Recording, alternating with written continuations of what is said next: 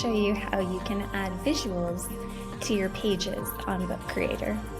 We're going to go ahead and go to the plus sign in the upper right-hand corner. We can simply click on Images from the Media tab in the drop-down. We can search for images, so I will search for art. A couple of beautiful pictures that come up.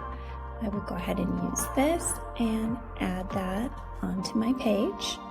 Once it's done processing, I will go ahead and resize it and place it onto the page where I want it.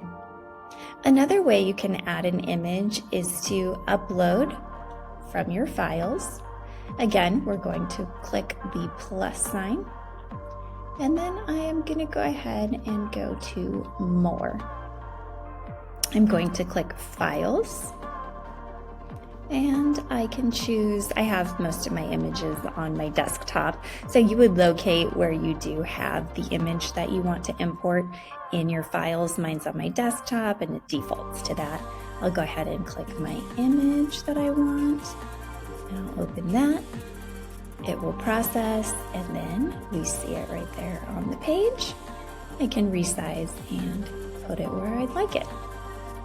Another way you can add an image is from your Google Drive. So if you have any types of images stored, you can still access those and embed them into your Book Creator pages.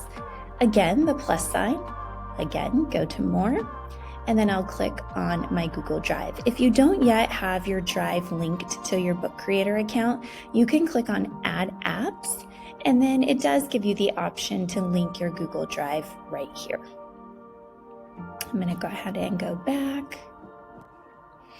So once again, plus sign, More, Google Drive. I'll go ahead and sign in. Allow Book Creator permissions. And then I can search through my drive and see where I have something that I would like to upload. Let's see, I have a PDF. I'll go ahead and use that. And that will process. And then I can resize that and put that where I'd like. So those are 3 ways that you can add visuals. You can find visuals through the search.